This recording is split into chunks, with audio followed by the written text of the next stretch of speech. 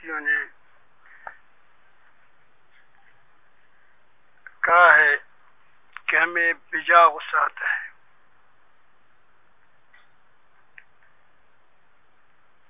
اور بات بات پر ہمیں غصہ آتا ہے۔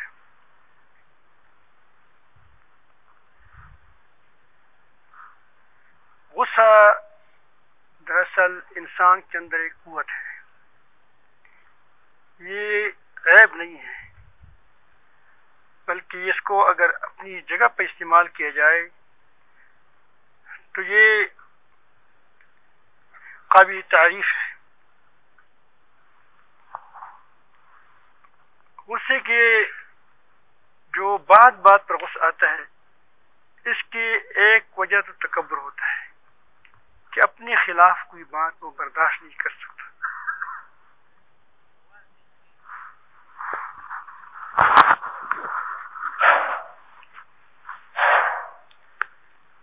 ایک تو ہمارا یہ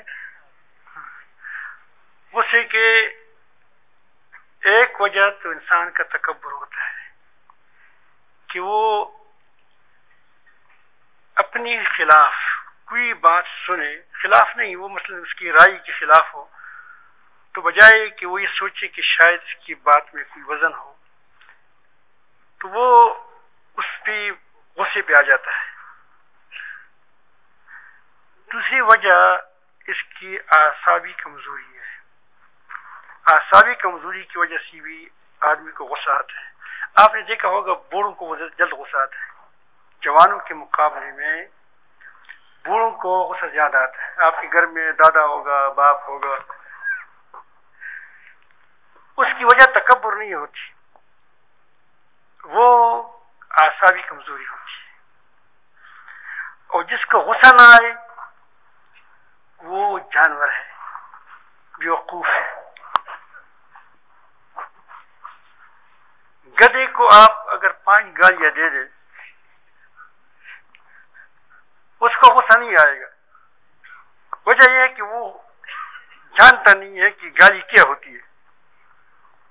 ایک عربی کو آپ اپنی زبان میں، پشتو میں یا اردو میں ہنس ہنس کر کے ماں بہن سب کی گالیاں دو، وہ کہے گا کہ مجھے اچھی اچھی باتیں کرتے ہوئے خوش ہوگا۔ وجہ یہ ہے کہ وہ جانتا نہیں ہے۔ اسی لیے ایک دعا میں ہے، نبی کریم صلی اللہ علیہ وسلم دعا کرتے ہیں، الحمدللہ علی علمہ علی حلمہ بعد علمہ، الحمدللہ علی حلمہ بعد علمہ۔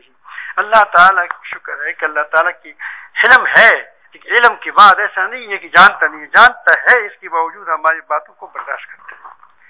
وعلی عفوہ بعد قدرتی، ایک آدمی ہے اس کو قدرت ہی نہیں کو کسی کو جواب دے، وہ عفو کیا کرے گا؟ اللہ تعالیٰ قادر ہے کہ کسی کو پکڑے پھر بھی معاف کرتا ہے۔ تو یہ میں عرض کر رہا تھا کہ یہ غصہ جو ہے یہ قوت ہے، اس کا بجا استعمال کرنا ضیاء قوت ہے۔ آپ نے دیکھا ہوگا جو لوگ شہوت کو بجا استعمال کرتے ہیں، جب شادی کا موقع آتا ہے پھر وہ حکیموں کے پاس رخ کرتا ہے، جہاں بھی ہیلتھ ڈاکٹر دیکھتا ہے تو اس کے پاس وہ جاتا ہے، کیونکہ اس نے اپنی قوت کو ضائع کیا ہوتا ہے۔ اس طرح یہ غصے قوت ہے، اس کو ضائع نہیں کرنا چاہیے، اس کو محفوظ رکھنا چاہیے، بہت بڑی کام کی چیز ہے۔ ہاں، اب جب پتہ چلا کہ آپ کی اعصابی کمزوری ہے تو نبی کریم صلی اللہ علیہ وسلم نے اس کے علاج بتایا ہے۔ نبی کریم صلی اللہ علیہ وسلم نے پوچھا صحابہ کرام سے کہ تم پہلوان کو جانتے ہو؟ صحابہ کرام نے عرض کیا کہ یا رسول اللہ، پہلوان کس کو کہتے ہیں کہ جو کسی کو میدان میں ساتھ لڑے اس کو پچھاڑے، ہم اس کو پہلوان کہتے ہیں، طاقتور۔ نبی کریم صلی اللہ علیہ وسلم نے فرمایا کہ یہ پہلوان نہیں۔ نبی کریم صلی اللہ علیہ وسلم جانتے تھے کہ بہت بڑے بڑے طاقتور لوگ اس کے اعصاب کمزور ہوتے ہیں، بعض مرتبہ مختصر سے لوگ ہوتے ہیں، آپ دیکھا ہوتا ہے اعصاب کے بڑے مضبوط ہوتے ہیں، چھوٹے سے خط کا ہوتا ہے، ایسا اعصابی قوت ہوتی ہے کہ وہ سبھی نہیں کرے گا اور آپ کو ٹک کے پکی کا جواب بھی دے دے گا۔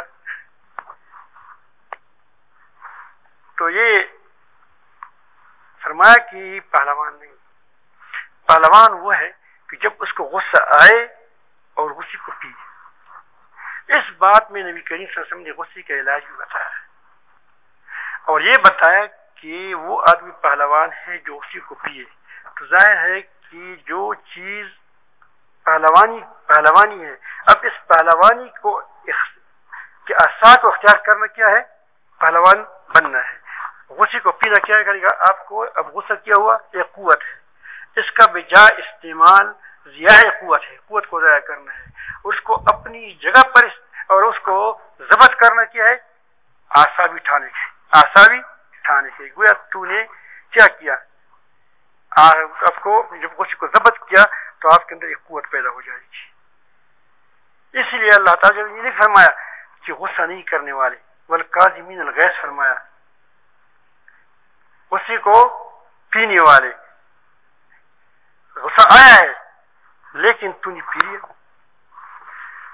تو غصہ کا جب آپ کو بات پر غصہ آ جاتے ہے تو آپ کا اگر متکبر ہے تو پھر تو آپ بڑا مریض ہے، اسپتال میں داخل لینا ہوگا، کیونکہ ہر علاج گھر میں نہیں ہوتا کہ سب دوائی لکھا جائے اس گھر میں، آپ کے مستقل وقت لگانا ہوگا.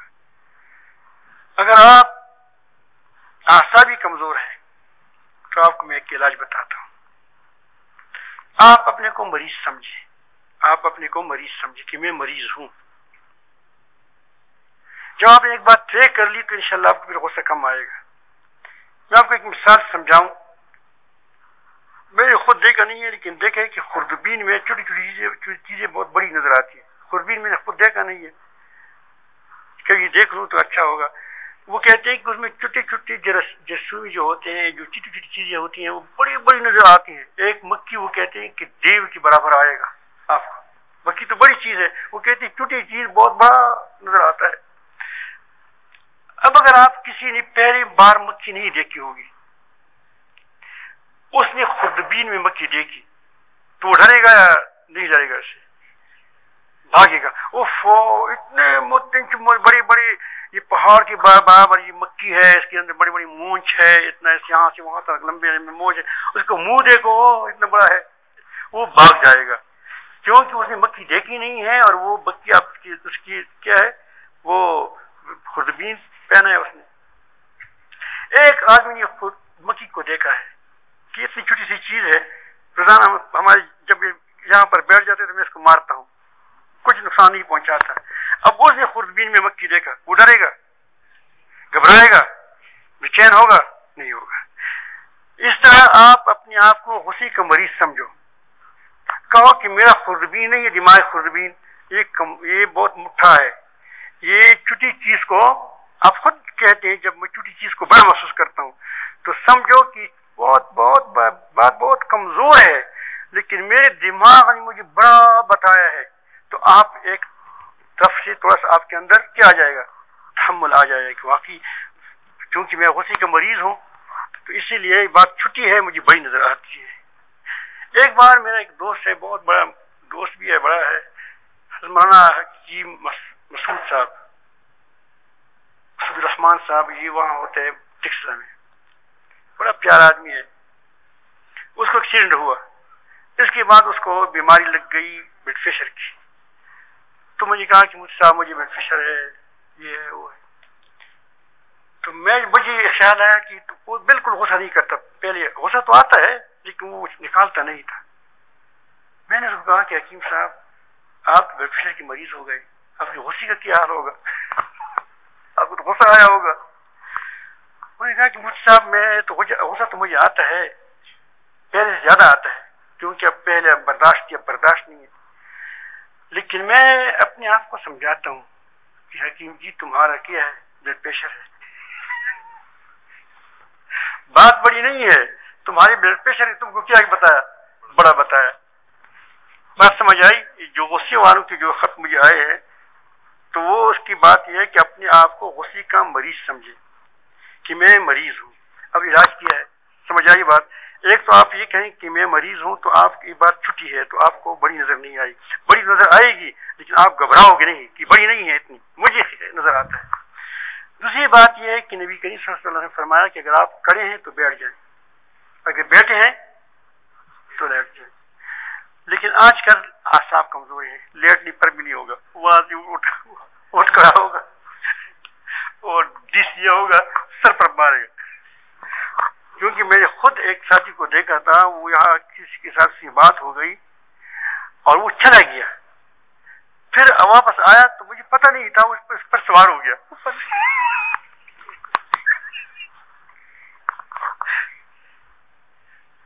آخر تم کو کیا ہوا؟ اس کا مجھے چڑھا لیا۔ وہ نے کہا کہ مجھے غصہ بعد میں آ گیا۔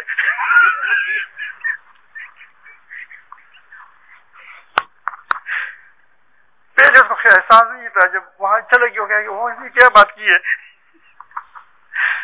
تو آج کل تو ایسے لوگوں کے اعصاب کمزور بھی ہو گئے اور عقل بھی کوئی تو مٹھی مٹھی ہو گئی، تو آپ باقاعدہ وہاں سے رحلت کریں۔ کیا کریں؟ جب غصہ آ جائے سمجھو کہ غصہ ہے، پھر کیا کرو؟ وہاں سے چلے جاؤ۔ اگر زیادہ غصہ آئے وضو کرو، تازہ وضو، پھر کہو کہ دیکھو اللہ تعالیٰ میری کتنی باتوں کو برداشت کرتا ہے۔ سوچو، پھر کہو کہ کیا یہ کتنی بڑی بات تھی کہ میں اس پر غصے ہو رہا ہوں۔ اس طرح تمہارے اندر غصے کا تھوڑا سا کنٹرول آ جائے گا۔ اللہ تعالیٰ ہمیں بجا غصے سے بچائیں۔ بجا غصہ معیوب ہے کیونکہ بیماری ہے، اعصابی کمزوری کی ہے، بیماری ہے۔ غصہ وقت پہ آنا جو اپنی جگہ پر ہو، مثلا دین کی بات ہے، انسان غصہ آنا چاہیے، لیکن پھر غصے کے استعمال میں بجا کرنی چاہیے۔ آدمی غصہ کہتے ہیں مجھے دین کی وجہ سے مجھے غصہ آ گیا، لیکن تم پہ دین کی وجہ سے غصہ آ گیا، تم پھر بجاحت کیوں کرتے ہو؟ وہ غصے میں تجاوز نہیں کرنا چاہیے، غصے میں آپ ہی سے باہر نہیں آنا چاہیے۔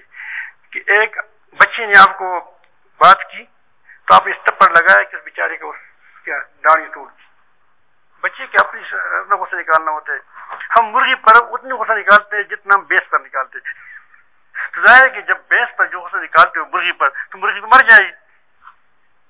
جس لاٹھی سے تم بھینس کو مارتے ہو اس لاٹھی سے مرغی کو مارو تو مر جائے گی۔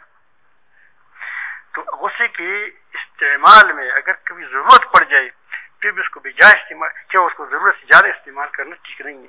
اللہ تعالیٰ سب کو اچھے اخلاق سے نوازے۔ تو ایسا کر لیں، بس کریں۔